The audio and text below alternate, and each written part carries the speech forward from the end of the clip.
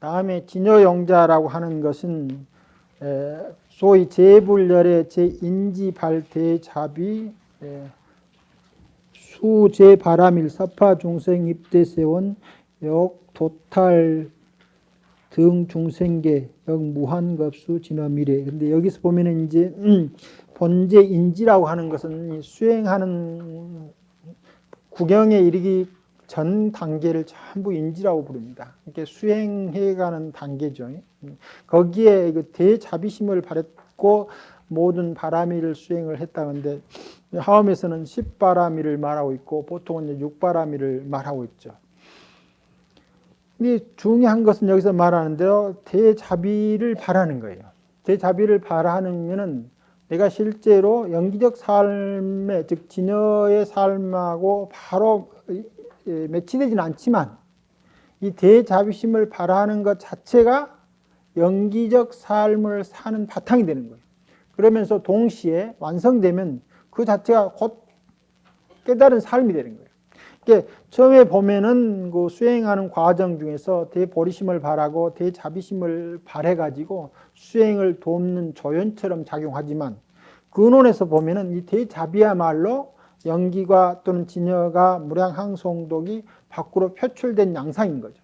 그래서 자비로운 마음이 내 마음에서 일어난다고 하는 것은 곧 스스로가 부처님의 지혜 광명상으로 삶을 살고 있고 그 자체가 바라미를 완성시켜가는 것이며 많은 중생들에게 교화시킨다. 그것을 이제 대소원이라고 해가지고 대소원을 세워서 모든 중생들을 제도하되 내가 언제까지 하겠다라고 하는 말이죠.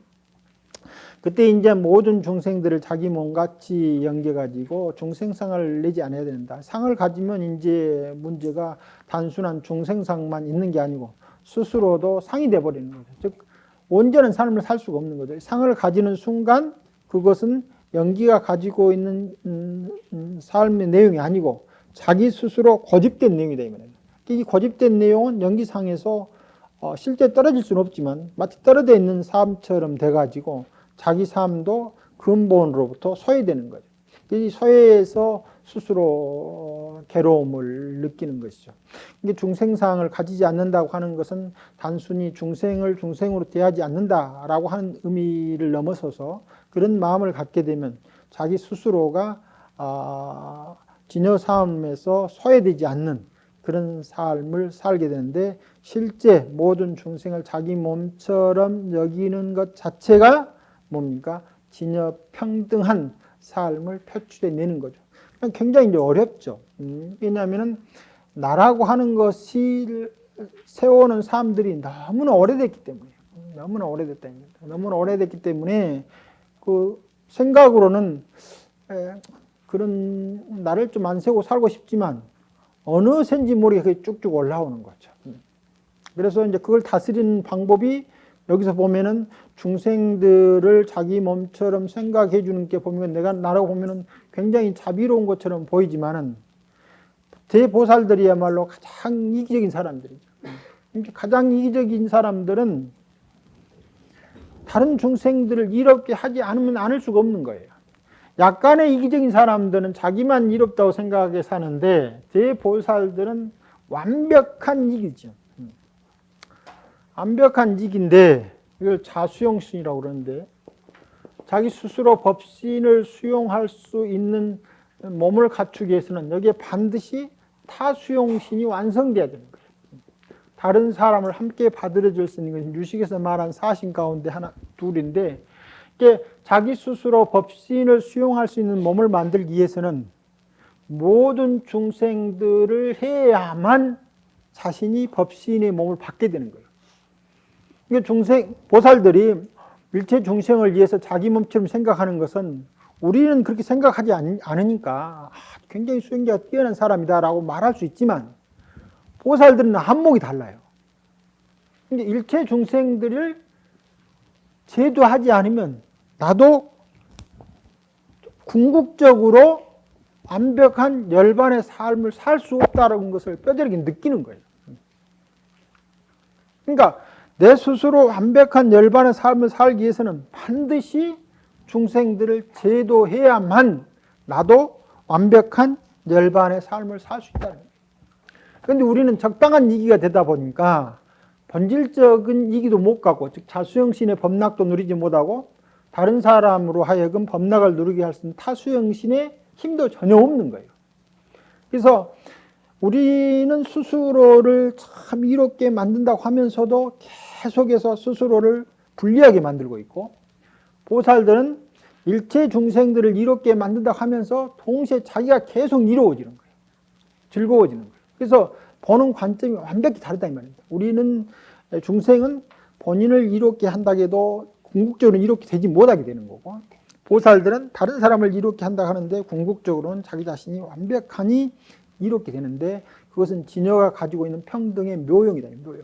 그래서 이 보살심이야말로 모든 수행의 완성을 이끌어낼 수밖에 없는 그런 특징을 갖게 된답니다. 그래가지고 이제 모든 중생들을 위해서 뭘 해야 될 것인가를 잘 아는 거죠. 그것이 뒤에 나오는 아주 맹한 방편을 가지고 이제 그 다른 사람들을 어렵게 만드는 근원적인 무명을 제기하면 법신을 보게 되는데, 법신적 삶이야말로 이제 무슨 삶이 됐습니까? 근본 진여적 삶이고 영지적 삶이 됐다. 그러면 이제 실제 부처님이 나와 가지고, 부처님은 무량한 세월 동안 보살 수행을 많이 해가지고 우리한테 그 법을 전해줬는데 시대 중생들이 다 부처가 되지 않았지 않느냐. 그 의미하고는 다른 거죠. 왜냐하면은 한 개체마다 동시에 자기 우주를 건립하고 있어요. 그러니까 부처님이 모든 중생의 우주를 건립해서 줄 수가 없는 거예요. 지난 시간에 말했듯이 각 종교의 교주들이 아주 훌륭한 이인으로 숭상되고 있지만은 불교에서는 교주라고 하라면 좀 이상합니다만은, 어쨌든 그 뛰어난 스승들이 다 나와가지고 모든 사람들을 이렇게 하고 있지만, 그 중에 어떠한 분도 주체적으로 다른 한 삶의 삶을 근원적으로 바꿀 수가 없어요. 그 인연이 만나서, 내인과 애인이 만나서 그 사람이 변해가는 것이지 주체적으로 바뀌지는 못한다. 그러니까 완벽한 보살심을 가지고 있어가지고 자기 예이 넓어지면서 자기 우주가 형성돼가는, 자기 보살 경계가 커져가면서 부처가 경계가 되긴 하지만, 그런다고 할지라도 모든 중생들이 동시에 부처가 된다거나 동시에 보살이 될 수가 없어요. 개개인의 내인들을 개발할 수 있는 어떤 것하고 만났을 때만 그게 되기 때문에, 그래서 그 마음을 가진 모든 살아있는 생명체들은 그 자체로 자기 우주를 만들기 때문에, 그래서 모든 사람들이 자기 우주의 신이 되고 자기 우주의 신을 구성하고 있는 거예요. 신적인 의미로 본다고 합니다. 그래서 인도 힌두에서는 물론 차별이 많지만, 다른 한편으로는 그렇게 막 어마어마한 신들이 많아지는 이유가 그가 있는 거예요. 더 나아가서는 이제 간디 말처럼 모든 사람들은 다 다른 자기 신을 가지고 있다고 말해요. 우리가 신 그러면 이제 언어로 보면은 한자라고 쓰고 있지만, 그 신을 향해 느끼고 있는 모든 사람들의 개별상들을 보면은 전부가 다 다르다라고 하는 말을 쓰고 있는데, 그 다른 만큼이 한 개개인이 자기 우주를 구성하고 있다 이 말입니다.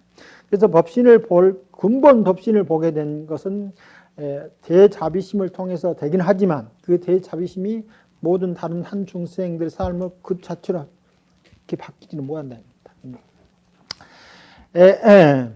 그래가지고 법신을 볼 때 거기에서 자연적으로 어떤 방편을 써가지고 정말 진여하고 진여적 삶을 살게 할 것인가, 또는 모든 곳에 있어서 지혜 강명을 놓을 것인가 하는 것이 나오긴 하지만은, 그렇다 할지라도 그걸 통해서 한 개개인이 자기 우주를 구성하고 있는 한 중생 면모로 보면은 또한 자기 삶을 자기가 개척해야 되는 그런 면도 있다 이 말입니다. 그러나 그 동시에 대자비심을 위해서 중생을 제도한다고 할지라도 그분들은 무슨 중생상을 가지고 제도한 것은 아니다라고 하는 이야기죠. 왜 그러냐면은 법신을 제대로 깨닫으면은 중생이니 법신이니라고 할 수 있는 어떤 것이 없어져 버려요. 이제 법신이라고 하는 말을 하고 있으면은 법신에 해당되는 어떤 그 우리가 마음의 개념을 지켜야 되는데 실제 이제 거기에 이르게 되면 아까 어느 정도만 우리가 경험하더라도 삼매 속에서 공성이 딱 보일 때 마음이 움직이지 않는 그런 속에 보면은 그 사물을 보는 안목이 달라지고 내재적으로 마음도 자기 특성을 갖지 않는 것이 이제 보이게 된다 이 말입니다.